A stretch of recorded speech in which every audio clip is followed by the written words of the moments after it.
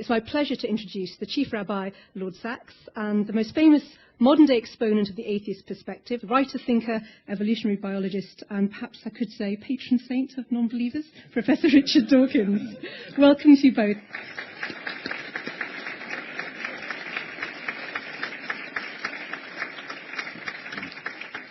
Just before we start the conversation, a couple of practical things. Oh, I'm delighted to see there were people kind of wanted to get in. We've got a few more people in. You can live tweet. We'll try and take questions for those who are watching the live stream at home. The hashtag is BBC Rethink, and we'll have time for questions at the end. So make sure they're good ones. I'm sure they will be.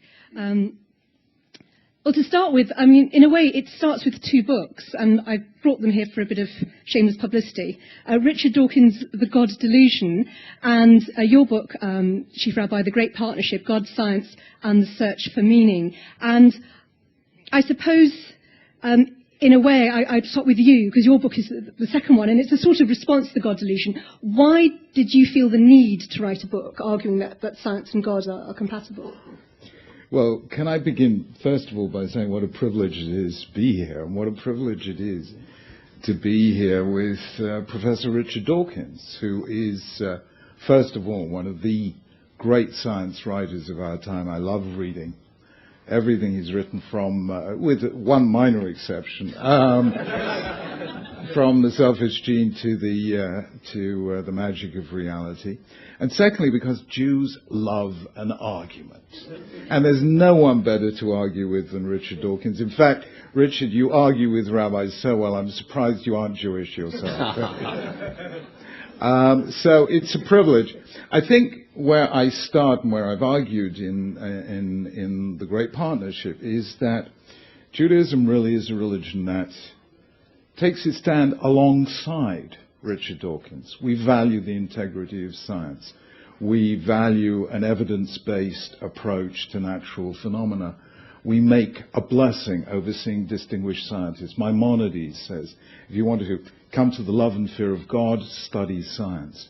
And I think we also try and do science. I think, as I mentioned to Richard before, we are 0.1% of the population of the world. There are only 13 million Jews in the world. I know we make a lot of noise, but there are actually very few of us.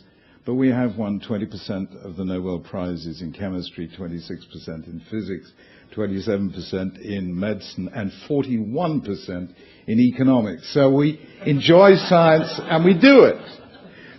Where I think I disagree with Richard is that Richard sees religion and science inevitably in conflict. And I see them as two different sorts of things altogether. Science can tell us about the origin of life. Religion tells us about the purpose of life. Science explains the world that is. Religion summons us to the world that ought to be.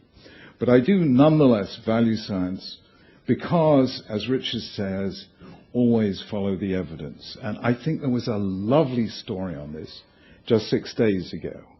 You know, when in 2000 the genome was decoded, it was discovered that only 2% of the genome actually codes for proteins, and as you know, the other 98% was dismissed as junk DNA. Last week, 6 days ago, the result of 1,600 experiments by 450 scientists in 32 different institutions discovered that actually that 98% that people thought was junk isn't junk at all. It's absolutely essential for the maintenance of life. Now, for those people who think that 98% of religion is junk, I hope they might someday rethink that one as well. Thank you. The Chief Rabbi is being very polite, but one of the things you did say in that book was that you felt a need to write a riposte to a kind of hardline atheism that you felt was quite aggressive. And I think that was a direct reference to the God Delusion. Professor Dawkins, you know, looking back, are things as they were when you wrote it? And what do you make of the accusation that the tone of the book was jeering, that you sort of set up a confrontation with faith? It's a gentle book. It's not a confrontational book at all. It's widely reputed to be a confrontational book, but if you actually read it, and read it now rather than sort of read it through the lens of the various reviews and things that have said it's a confrontational book, you'll find that it has a very reasonable tone, a very quiet tone. Those places which appear to be confrontational are actually humorous. I mean, there's the beginning of chapter 2 which says, the God of the Old Testament is the most unpleasant character in all fiction. I mean, that's a joke. And so is the next bit, which says, you know, he's infanticidal, genocidal, and so on. My wife Lala and I, when we were going around the country, around America, reading bits aloud, we would use that passage in order to break the ice and get a laugh at the beginning of the thing. But I wanted to come back to what was the other thing you asked me?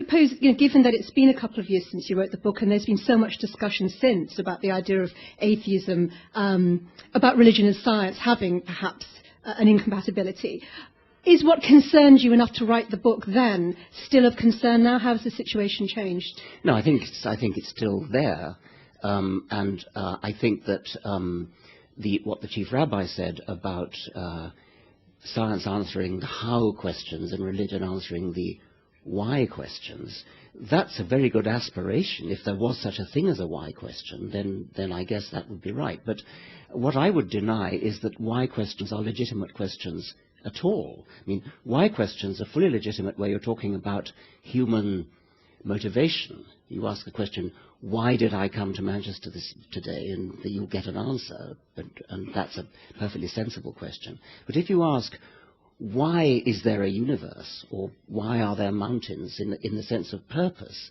these are not legitimate questions at all. There's no reason to suppose that why questions have any legitimacy, any right to be asked or answered. Chief Rabbi. That is one of the great dividing lines, not just now between Richard and myself, but really throughout history. There are those people who see the universe as fundamentally, in a global sense, meaningless. And ultimately, Greek civilization came to that conclusion and gave us that profound art form that we know as tragedy. At the end of the day, our feeling that there is a purpose in life, that there is meaning, that we can, as it were, shape our own redemption, is always hubris, which is punished by nemesis. And that is the essence of Greek tragedy. Judaism is the principled rejection of tragedy in the name of hope, because it does believe that life has a purpose. Now, why is it that there are these differences? And I want to give you an example, since we're in the holy city of Manchester, from football, if I may. You know, you can imagine a visitor, you know, the anthropologist from Mars, who comes along and comes to Manchester and sees City and United playing, and sees everyone, you know, absolutely at the edge of their seats. This is, as Bill Shankly said, it's much more important than life and death, you know, and wants to know, why are you getting so excited about 22 people, you know, chasing this spherical object round a field? In order to explain not the how of football, what are the rules, how do you win, but why people take it so passionately, you've got to step outside of the system. And look at the history of human conflict and the role of games as a substitute conflict. In other words, the meaning of a system lies outside the system. Right? Now, if you are a polytheist, or you're a Greek philosopher, or you're Richard Dawkins, you don't believe there is anything outside the system. There is nothing outside the universe, so there is no why. Whereas we believe that there is a God who transcends the universe, therefore there is a why. Ultimately, is the universe meaningful or meaningless? This is probably going to divide Richard and myself. The parable of football, of course, works for human affairs, but it is human affairs. That's what I meant when I said that meaning in the sense of purpose works for human affairs. But as you've said, Chief Rabbi, the whole question is, does it work for non-human affairs? Does it work for the universe? Actually, I mean, it sort of works for animals and plants, because the Darwinian rationale gives a kind of meaning to purpose. The purpose of a bird's wing is it flies, and that keeps the bird alive, which passes the bird's genes on. So that's another kind of metaphorical usage of the word purpose. But ultimate purpose, it's no good just giving us parables about football. You have to actually give a reason to suppose that there is some kind of purpose in the physical universe. And I've never seen any such reason. So I think the onus is on you to provide a reason why we should think that. The reason why we should think it is, when you step back and say, now why does the universe exist? Now, that's not a scientific question. I agree with you. It's absolutely not. But why would an infinite creator, who by definition lacks nothing, create a universe? And the short answer that Judaism gives, the Abrahamic monotheisms give, is that God created the universe out of love. Love seeks to create otherness. And therefore, the simplest answer I would give is that God created the universe in love and forgiveness, asking us to love and forgive others.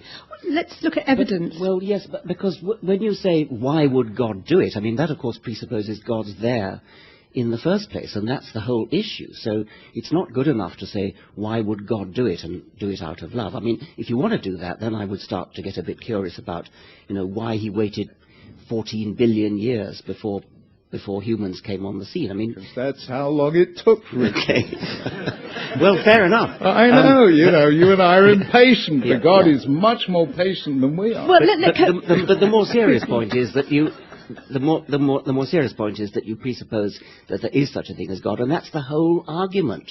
That's what we're talking about. Totally, absolutely. Yeah. But given the fact that we are divided between you're taking the view there is no transcendent meaning, and I'm convinced that there is, within that, I think we can agree that if you want to understand the physical world, do it by the methodology of science. And that's where we're on the same wavelength. Well, can we talk about the methodology of science? Because it's a big part of your book, the idea of evidence and questioning.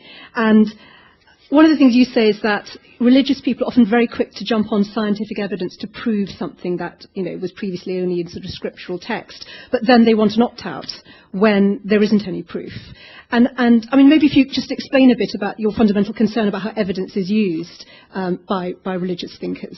Well, on the one hand, religious thinkers will say we don't need evidence, we do it by faith. On the other hand, if there's the slightest sniff of a possibility of evidence, then, as you say, they will jump on it. I'm not quite sure what the Chief Rabbi's motive was in bringing up this fascinating new DNA work. I mean, I do think it is fascinating.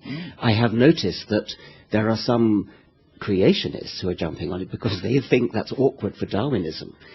Quite the contrary, of course. It's exactly what a Darwinist would hope for, is to find usefulness in the living world. By the way, it is a very fascinating fact that the Chief Rabbi has the evidence he's given that whereas we thought that only a minority of the genome was doing something, namely that minority which actually codes for protein.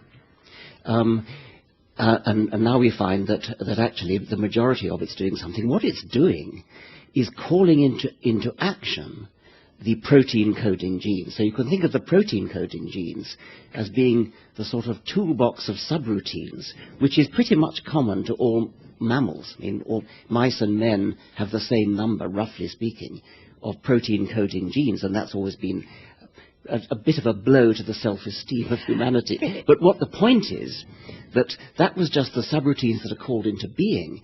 The program that's calling them into action is the rest, which had previously been written off as junk. And this is fascinating stuff. You mentioned creationists there. Is part of the problem is the problem essentially with creationists for you? The fundamental interpretation, the literal interpretation.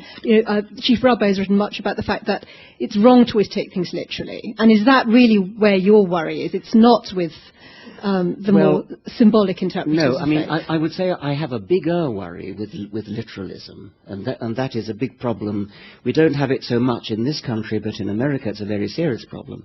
And so serious theologians like the Chief Rabbi who don't take it literally are, as it were, less of a problem. But as a matter of fact, I have been quite surprised at, people have always been tackling me for saying, why do you go for the easy target? Why do you go for the low-hanging fruit, the creationist idiots? So you ought to be tackling serious theologians. Well, I've been talking to some serious theologians, and I'm quite surprised how close to literalists some of them are. I mean, some of them, I've met bishops who actually believe Jesus turned water into wine and that kind of thing. So I'm not sure there's that much difference between the low-hanging fruit. And I mean, what about the burning bush and parting of the Red Sea and things? I mean, is that symbolic or is that literal? Red Sea. Parting of the Red Sea, yes. Totally literal. There we are. The National Maritime Institute in America in September 2010 published, and you can still find it on the web, a computer simulation of the Red Sea, a particular point in the Bitter Lakes in the Nile Delta, at which a 63-mile-an-hour east wind would part the waters. So how about Adam and Eve? Now, hang on. Now, the fact that you can give a simple scientific explanation for it is to miss the point of the story entirely. But doesn't it matter to science? No, hang on. I just want to say what kind of narrative we're talking about, what kind of fact we're talking about. And here it is. We have a picture of the weakest of the weak, a group of escaping slaves, and a group of the strongest of the strong. I mean, the Egypt of the pharaohs was the longest lived and greatest empire the world has ever known, lasted for 3,000 years, was absolutely at its height in the time of Ramses II. It had the latest military technology, the horse-drawn chariot. So you have the strongest of the strong against the weakest of the weak. And here comes the one place on earth, the one circumstance in which the weak can cross over because they're on foot, and the ones who are in horse-drawn chariots are trapped and stuck in the mud. But the key is that God intervened to make it happen. The essence of the story, to quote Václav Havel, is the power of the powerless and the powerlessness of power. But to be fair, Chief Rabbi, that's not the question the whole of the Dawkins Hebrew Bible is a polemic against power. But we're asking about facts in this point in the discussion. And do you believe that God actually intervened as a fact, as a physical fact? But Richard is interested in how was it done? How did he do that thing?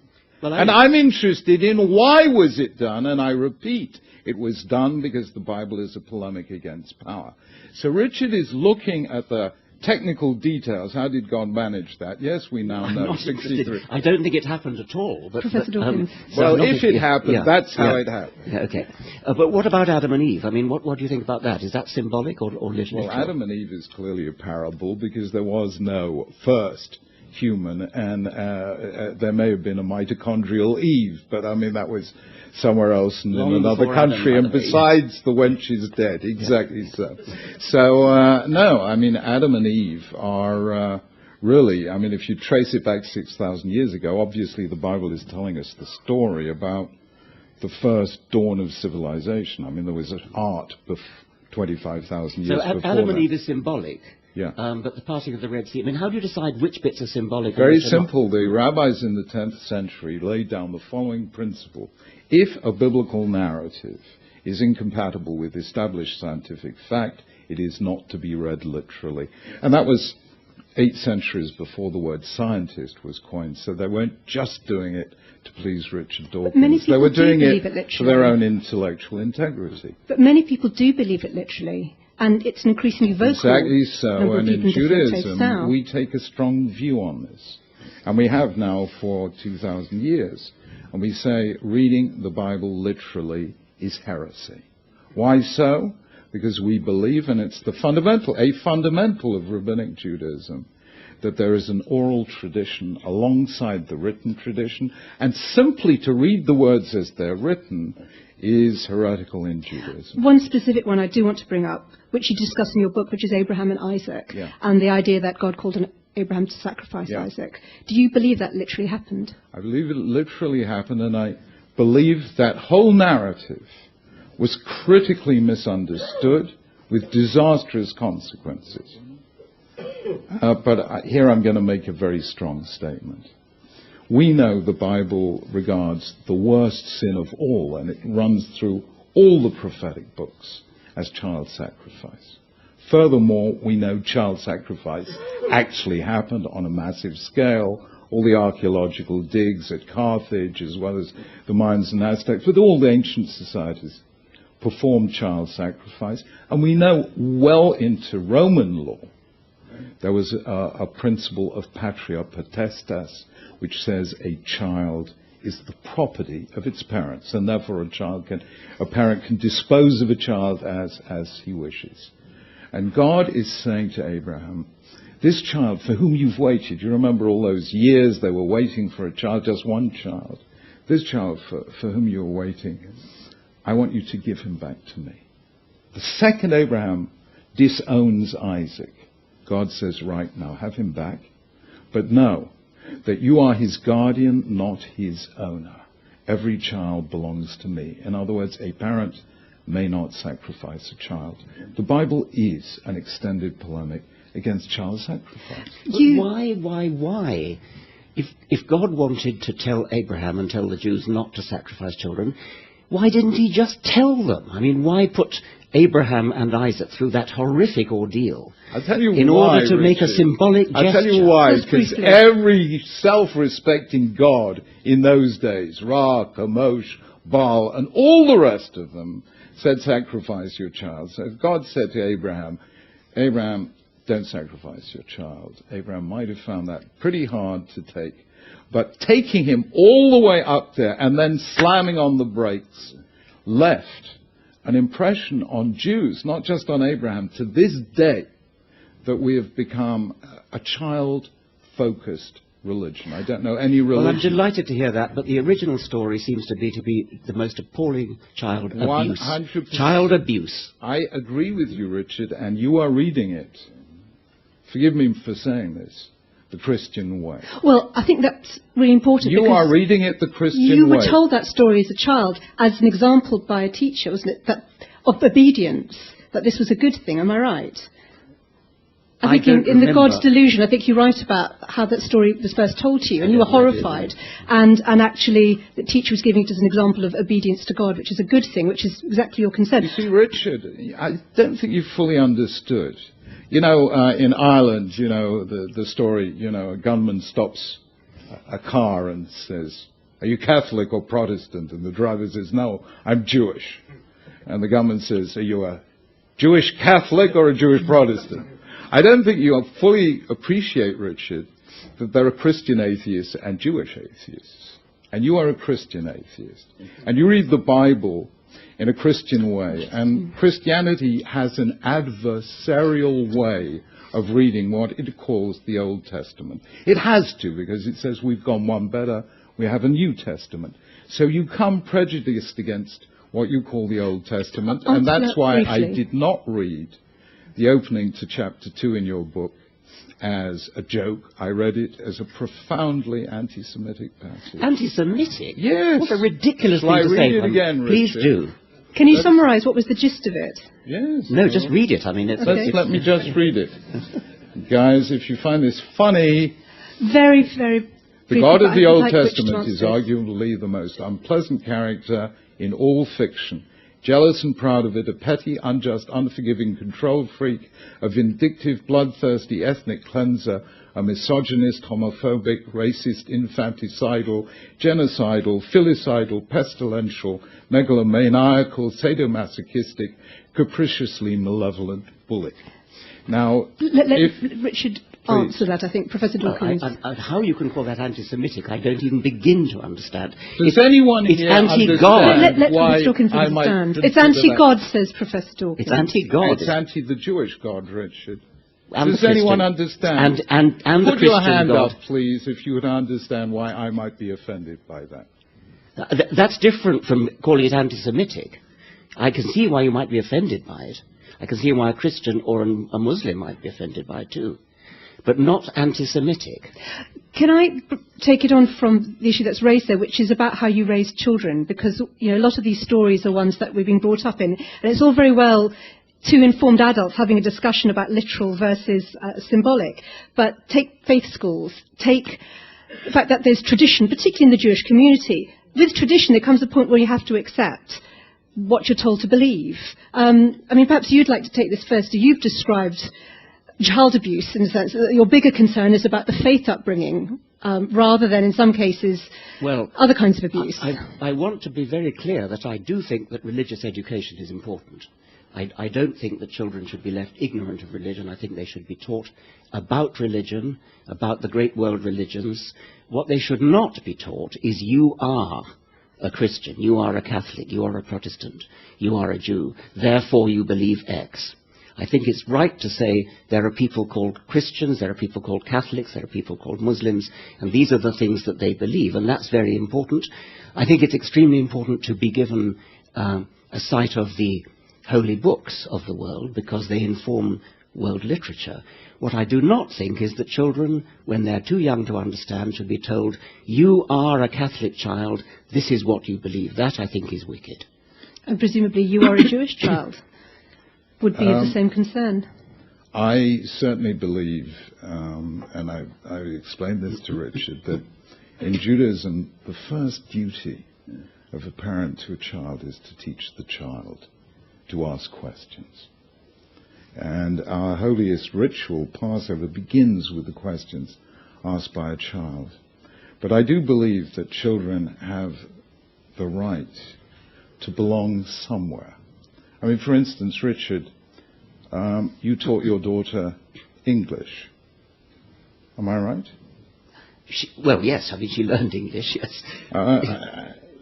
But supposing that she really wanted to be Italian, isn't that child abuse? Confining? No, it's not the same thing. It really isn't. We're talking now about beliefs about the universe, about morality, about the place of humanity in the world. That's very different from speaking English or speaking Italian. It really is. And by the way, I'm extremely happy about children being brought up in a culture, being brought up with certain customs and habits, whether they're dietary or dress or anything like that. I'm not happy about being taught, because you are born into this faith, therefore you believe that such and such happened in history. Richard, I agree with you. I mean, for me, and I think for most of us, bringing up children in a Jewish way is teaching them to be part of a culture and a history and a civilization, teaching them the festivals, teaching them to be literate, because you have to begin somewhere, but at the same time to be critical. And we have a lot less emphasis on faith and belief in Judaism, much more on practice, because we do see faith as something that you need to think deeply about, that you need to come to your own conclusions about. We have broad parameters, but we are not a religion of a creed in precisely the way that, say, Christianity or Islam are. But with young children in faith schools, there are all kinds of issues about who gets a place as a Jewish faith school. You know, what's the lineage of the mother in some cases. I mean, with children that young, can you really say they're being raised to ask questions? To some extent, aren't they taught to believe certain things? And isn't that fundamental? No, I think they're taught to sing certain songs and to observe certain practices. But I love doing these programs with the BBC because it allows me to show some of the stuff that actually happens in our schools. And I remember 3 years ago doing a program 3 or 4 years ago in a school under my ages in Birmingham, where more than half the children are Muslim. And it was just lovely listening to Muslim parents saying, well, we actually moved into this part of Birmingham in order to be able to send our kids to a Jewish school. So here in this school are Muslims, Sikhs, Christians, Hindus, and so on and so forth. How old are they? What? 5 to 11. You see, when you talk about a 5-year-old child being a Muslim child, that's just not right. What you mean is a child of Muslim parents. That's exactly my point. Yeah. You're conceding what the whole of society does concede, which it is correct to label a child with the religion of its parents when the child is too young to have done its thinking for itself. Yeah, that's why we don't really emphasize creed. We don't have a confirmation as you do in Christianity. It's very interesting in Judaism we are a community of practice.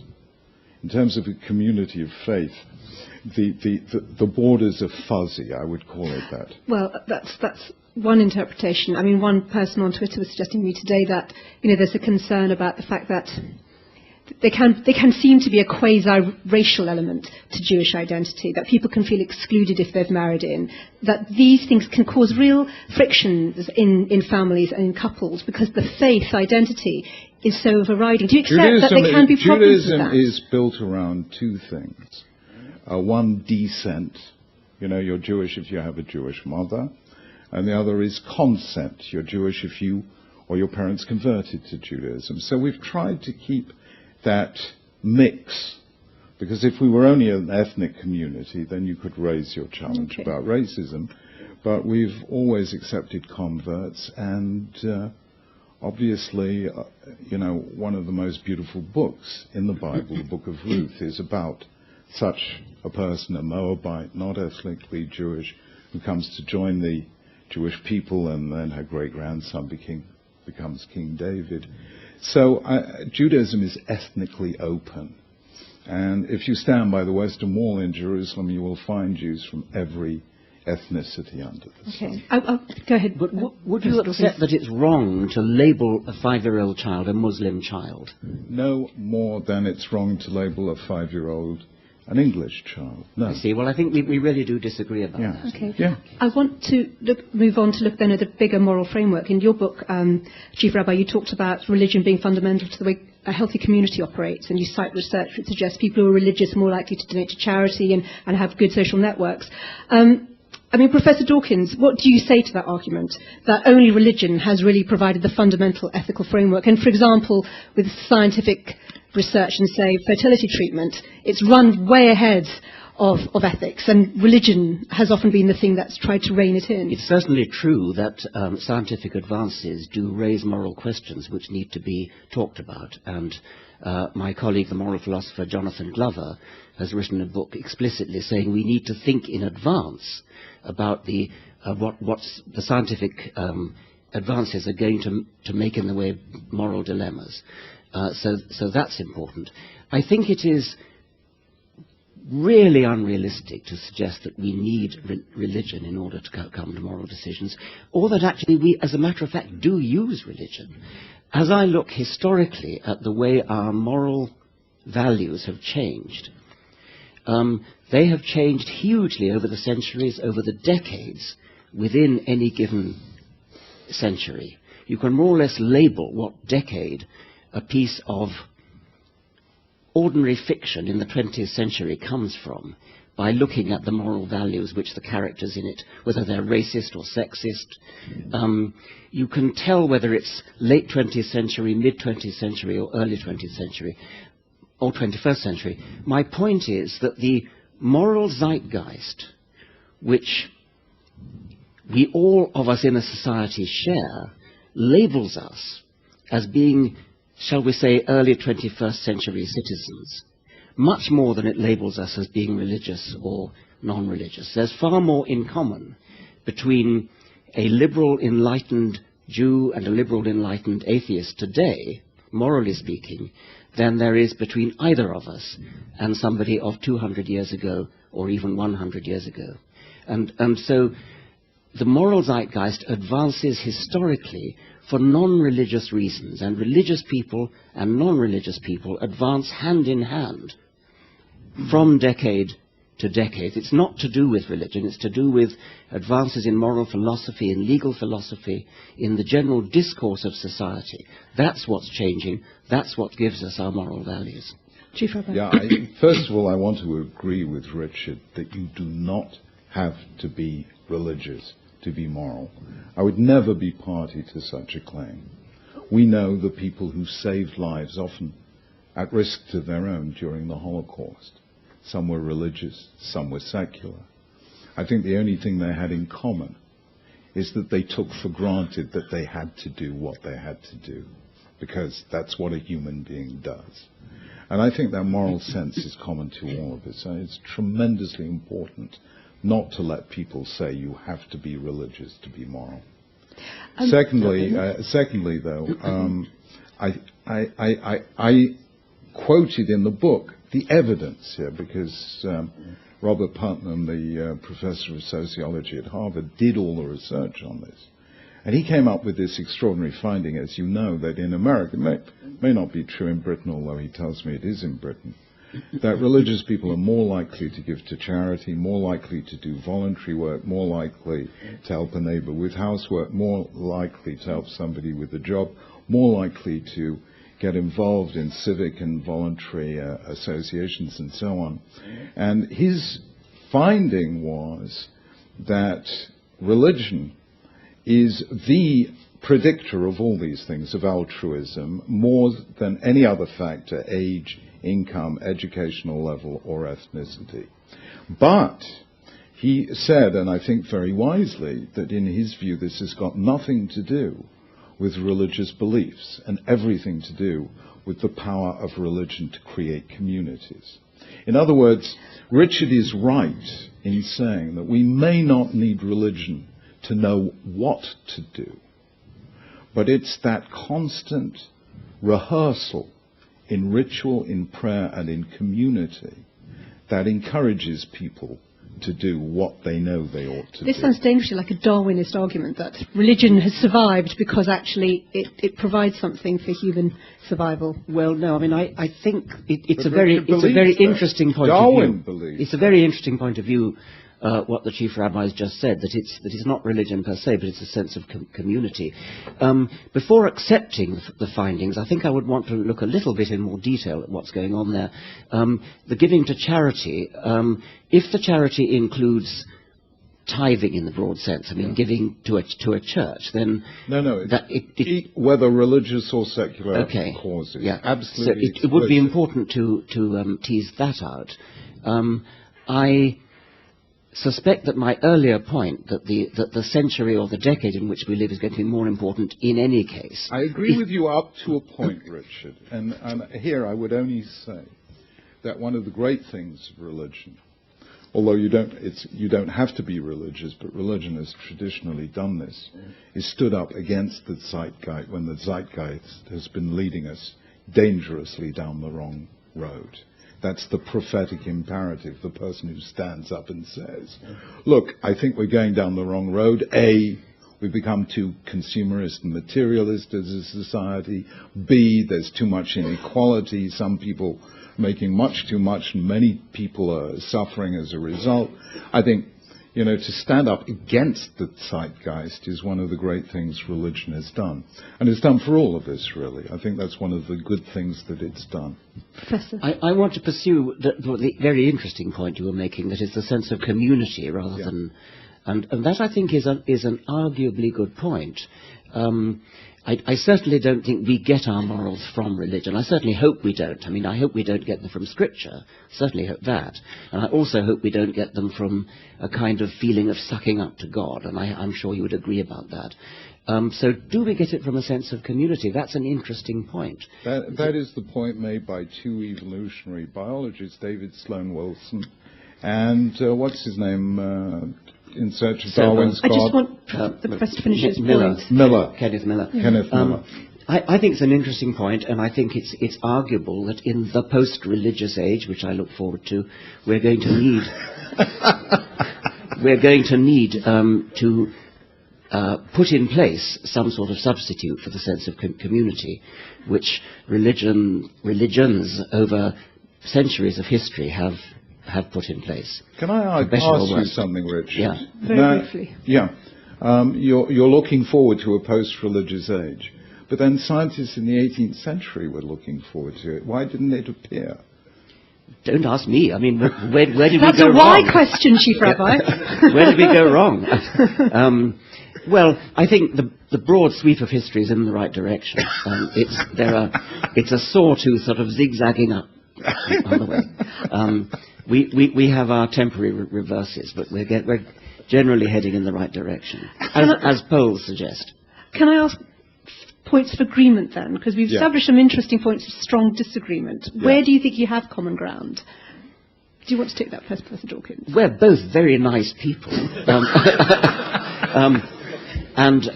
We share with many other people a sense of goodwill towards humanity, and indeed towards sentient beings generally. We would agree about a very large number of moral questions if actually faced with them, we face a particular dilemma. I don't think we would ever agree about the legitimacy, the role of supernatural explanations for anything. And as a scientist, I'm interested in that. And I think that we are poles apart on that. On miracles and the supernatural. And Chief Rabbi, your thoughts on where you do agree? I think we agree on the integrity of science, on the power that it has given us, and the immense dignity that it represents. Richard accepts that as a fact. I accept that as what the Bible means when it says God made us in his image. But nonetheless, we both cherish science as one of the great human achievements. And it is my belief that we will always need a sense of that which is beyond us in order, A, to never lose sight of human dignity. The thing that really scares me is the kind of scientist like B.F. Skinner, the behavioral psychologist who wrote this book called Beyond Freedom and Dignity. I think freedom and dignity and hope are the three things for which it's very hard to find scientific evidence. I want to take questions, so I know there will be some. Front row, we have a microphone somewhere. Do you want this one? I've got another one. Let's take that one back as well. There you go. And if you want to say, if you've got a particular place you're coming from, for those who can't see you. Hello, Matthew Firth. I'm the chaplain to the University of Cumbria. I just want to ask a question, sort of a basic question about the existence of God and how that relates to the scientific method. So my understanding of studying astrophysics and so on for my first degree is that we're very much embedded in this world, and science is almost a game which we play in this world with experiments and so on, which reveals some of its structure and beauty and so on. It tells us real things about the real world, and it's incredibly powerful to do that. But we are embedded in our experimental games in this world. So why is it that I sort of detect maybe in your writings, Professor Dawkins, almost an a priori assumption that there can't be something beyond the world which can reveal itself in the world? Okay. And sort of an extra small point, what sort of evidence would you need to see in the world of this thing coming in to reveal itself in the world? I'm very excited to think that there is a very great deal beyond what we understand at present. And I would like, it won't happen, but I'd like to live another 200 years to see the extraordinary advances which I'm quite sure are going to come. I think that the science of the next couple of 100 years is going to be magnificent and will be far beyond anything that any scientist today can imagine. And that, I think, is a very, very exciting probability. What I don't see is any merit at all in calling that supernatural. You can call it super present understanding, but not supernatural, because that's giving in, that's more or less admitting in advance we cannot understand it. This is something which by definition is not understandable. Whereas the science of the future I'm talking about is something we don't yet understand. It may be beyond the understanding of the majority of people. It may be beyond the understanding of everybody. We may meet aliens from outer space who've got a new physics which no human can grasp. These are all very exciting, exhilarating possibilities. But to call it supernatural is a cowardly evasion that's giving way before you even start to investigate. It seems to me to be an aspect of human dignity to be determined to try your utmost to understand, not to lie down under it and say, oh, it's supernatural, we're never going to understand that, we can't understand it. By definition, it's supernatural. Thank you. Okay, I'm going to take the question. Gentleman near the back with the glasses. Yes, from the shirt. Try and get as many as we can. Hello, I'm Stuart Langhorne, Head of Religious Studies at Lancaster Royal Grammar School. I'm very pleased to hear Professor Dawkins support religious education in schools. We have the God Delusion as a set text for our A-level students, some of whom are here tonight. I'd be interested to know what the Chief Rabbi would recommend as a set text to go along with it. Well, it's all a great partnership, actually. Paperback, very cheap, and pardon? Of course, for you, certainly. Right, next question, please. We've got one over here. Yes, the gentleman over there, and then I'll come back and take someone this side. Oh, yes, gentleman over here. You stick your hand back up. That's it.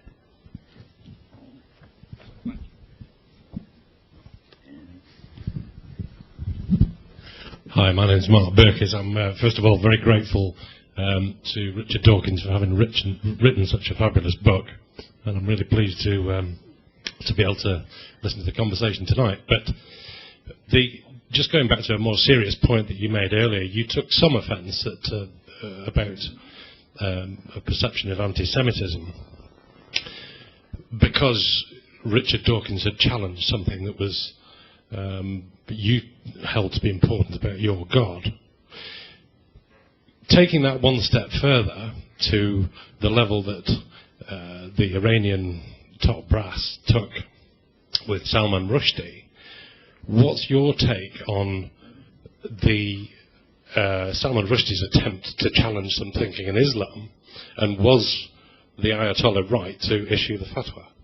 This is a question to the Chief Rabbi. Yes. Had Salman Rushdie been Jewish, we would have welcomed him as absolutely standard member of the Jewish community. It didn't even register on the Richter scale in terms of Jewish challenge. Everyone in Judaism challenges beliefs, and I have the great pleasure of knowing, of course, Stephen Pinker, who is Richard Dawkins' counterpart in the States, and his wife, Rebecca Goldstein, who just published a wonderful novel called 36 Arguments for the Existence of God, a work of fiction. In Judaism, we accept open arguments, and we do not rule people out at all. I was not concerned that Richard was anti-Semitic at all. I was concerned that he was using an anti-Semitic stereotype which has run through a certain strand of Christian reading of what is called the Old Testament, as a result of which thousands, if not hundreds of thousands of Jews died in the Middle Ages, because that's how people spoke about the God of the Old Testament. And it really terrifies me to see the power of these stereotypes persisting into atheism. It really bothers me. In other words, I can live with an atheism that says, look, I can't make head or tail of this. For me, this is music to which I'm tone deaf. That is the atheism I discussed with a person who I came quite close to in his last years, the late Sir Isaiah Berlin. He said to me, Chief Rao, don't talk to me about God. When it comes to religion, I'm tone deaf. He asked me to officiate at his funeral. He did not believe, but he did not mock or insult those who believe. But to flip the question, implicit in it is a concern that Islam is different. Islam expects special treatment, and is that a concern? It's the elephant in the room, isn't it? That you can't say things about Islam that people can say about other faiths. Have a free society in which people are not permitted to challenge religious orthodoxy.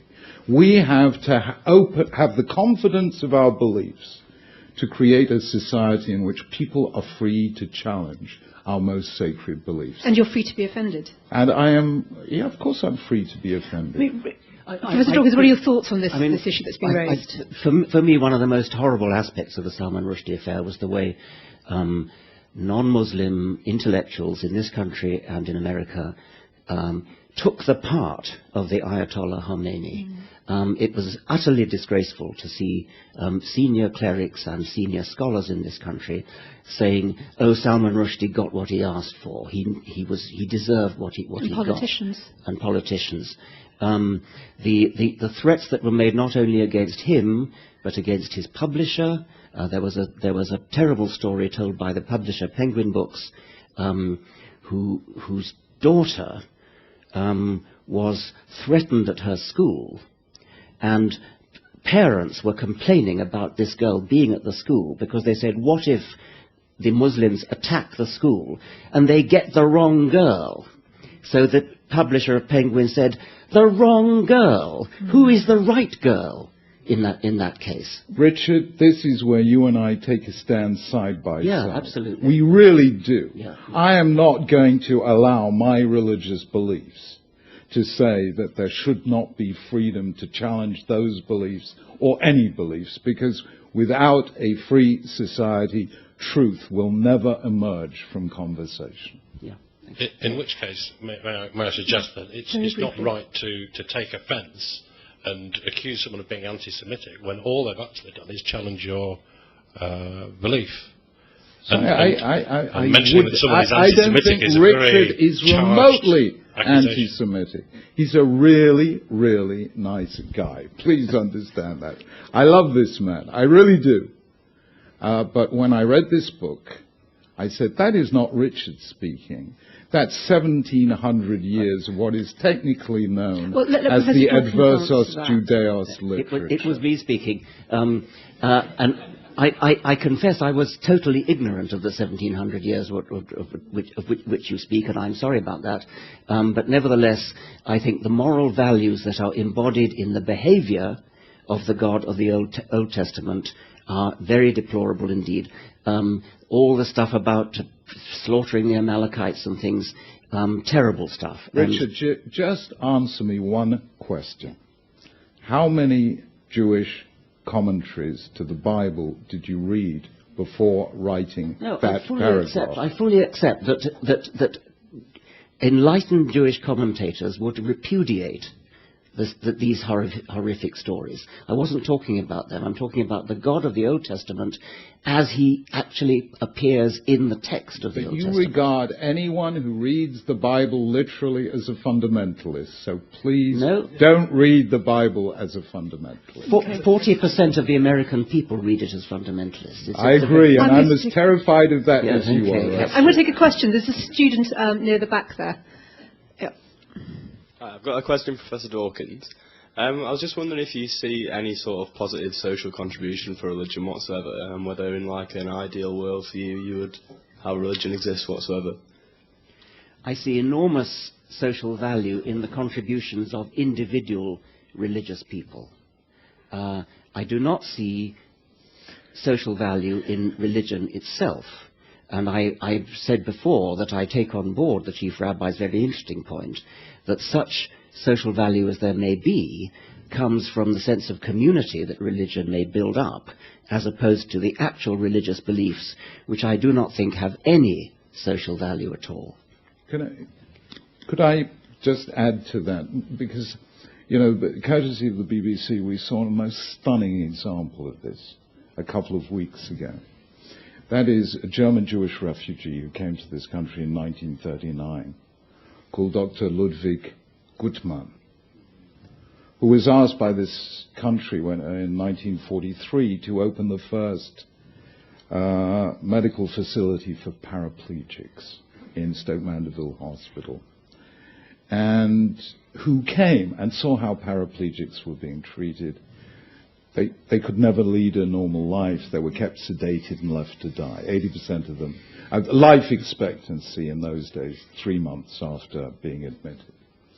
And here was a guy who, through centuries of ingrained Jewish belief, who knows perfectly well that every human being is in the image of God, and therefore freedom, dignity, and hope are built into the human situation, did by extraordinary obstinacy against lots of medical objections, got them to sit up, to sit in wheelchairs, to play games, and created the paraplegic, the Paralympics. Now, I don't think it was accidental that Ludwig Guttmann was a Jew from an Orthodox Jewish family. And I don't think it is accidental that faith carried him through the objection of all the nurses and the doctors who said, leave them to die. So I think faith does make a difference in where we see human dignity, where nature doesn't see human dignity at all. The man in the dog collar. The man in the dog collar, Richard Burridge, Dean of King's College London. I'd like to connect two of Professor Dawkins' statements together about he's looking forward to religionless future and it being child abuse to teach a child of 5 to be a person of a certain religion. And I don't know, Professor, forgive me, I don't know enough about your personal history, whether you've been blessed, and I will put in brackets by God, question mark, with children. But I wonder if you brought your children up in your religion. Because atheism and theism are both religions. We both look at the world, we look at the evidence, and I decide rationally on the basis of the evidence I see to believe in God, and you decide not to believe in God. And in your religionless future, there'll be no place for atheism either. What did you teach your children, and why is that different from what I teach my children? I would teach any child to think for herself, to ask questions, to be critical. I would teach a child not what to think. I would teach a child to say, when anybody tells you anything, ask them what the evidence is. If the evidence is too difficult to understand for a child, ask them, is it the kind of thing which people know because of evidence? I did write an open letter to my daughter when she was 10, which was published. And in it I said all those things. I cautioned her that evidence was the only reason to believe things about the real world. And I cautioned her against 3 bad reasons to believe things, which were tradition, revelation, and authority. And the thing that's wrong with tradition and authority is that it's arbitrary which tradition you happen to come from. You happen to be brought up in a Jewish tradition, or a Muslim tradition, or a Christian tradition, or a Hindu tradition. There is no atheist tradition. The atheist tradition is simply think for yourself, be critical. You are not in a separate you've heard Professor Dawkins if you wish to label think for yourself a belief system, well, is it a coincidence? No, please let Professor Dawkins answer. Is it a coincidence that the vast majority of religious people have the same religion as their parents? If they're born in Afghanistan, they're Muslim. If they're born in... I don't. Well, good, I'm very glad to hear it. Please, I'd like to be able to get a response. Are you of the same religion as your parents? No. In what respect different? I'm a Christian. And what are they? They were non-believers. Okay, well, fine, good for you. I mean, I congratulate you. I thought for myself, I decided to become a Christian. Thinking for yourself is something you and I both share. Thank you. I don't think there's a disagreement there. I just wanted to get your response briefly, Chief Rabbi, because so I forgot the third one. There were 3 things you said you taught. Revelation. Revelation, tradition, and authority. And I thought you might have a bit of concern about that. The 3 things that you teach a child not to. There's a very famous story, goes back over 2,000 years. A student comes to a famous rabbi called Hillel and says, teach me the whole of Judaism, but without belief in authority. So Hillel says, okay, I'm going to teach you the alphabet, ABC. So the guy goes home, day 1, he's learned ABC. The next day he comes for the second lesson, and Hillel says, I'm going to teach you the alphabet. It goes CBA. And the man says, hang on, yesterday you said ABC, and now you say CBA. Which is it? And Hillel says, well, you see, you've got to rely on me to learn even the alphabet. So I think you probably need to accept some authority before you can believe anything. Thank you. We have time for one more. I'm going to take the young man in the middle here. Thanks. I'm Tom Fawcett from Stockport Grammar School, and I have a question for Professor Dawkins, if that'd be okay. I wouldn't claim that a belief in a deity is necessary to have morality.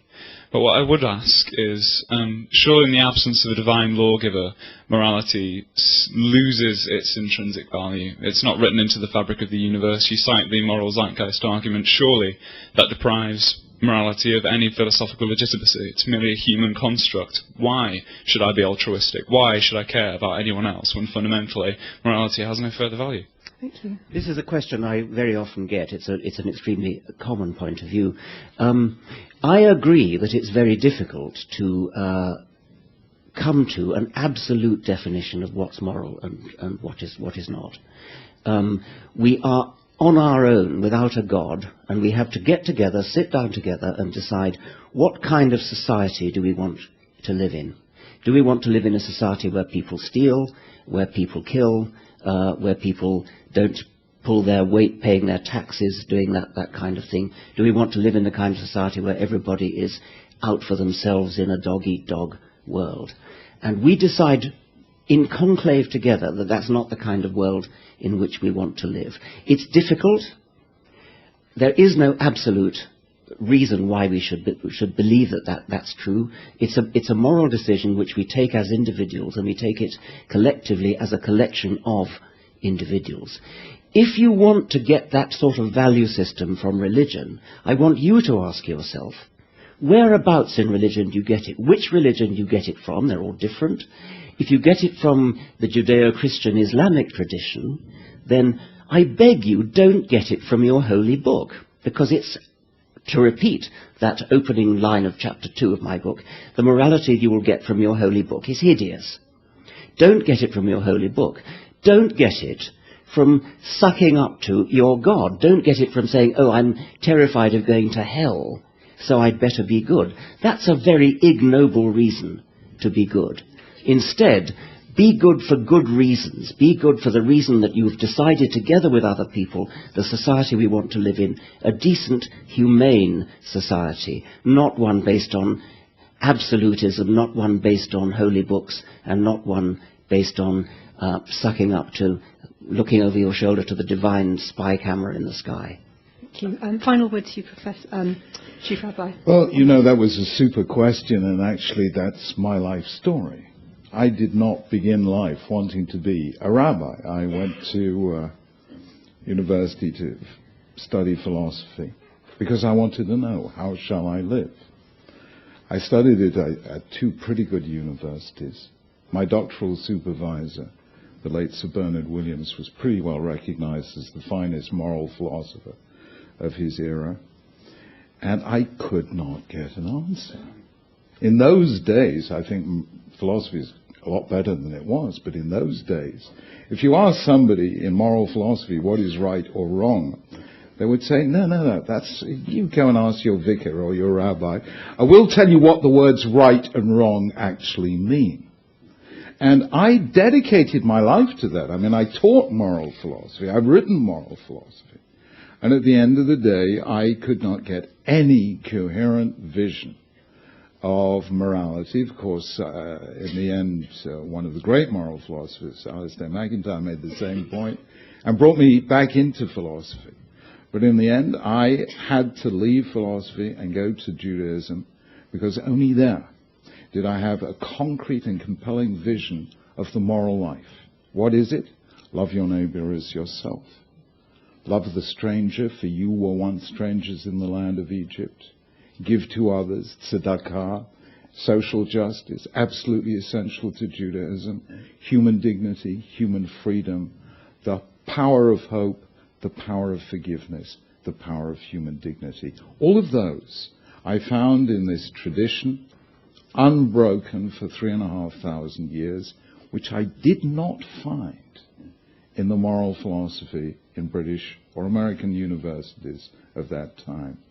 And I think the questioner is right, because in the end of the day, the first lesson any philosophy student ever learns is facts are one thing, values are another. When all the facts are in, the question of values still remains.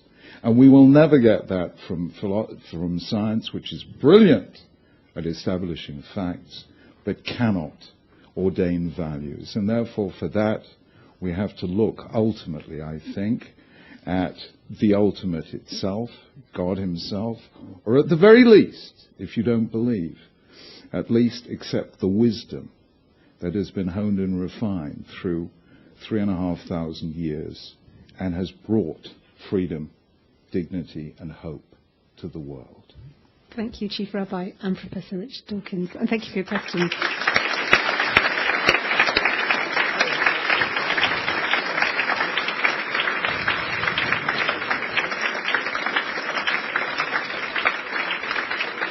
I would just briefly like to say it's been an absolute privilege to be here to hear your conversation, and a reminder that you can watch Rosh Hashanah, Science and Religion, on BBC One tonight when you get home at 11:15. Thank you so much to all of you who've come, and those who were watching the live stream as well and contributing via that. And we hope some of you will be here for more of the BBC Rethink Festival, which starts tomorrow morning with an address from the Bishop of Liverpool, the Right Reverend James Jones.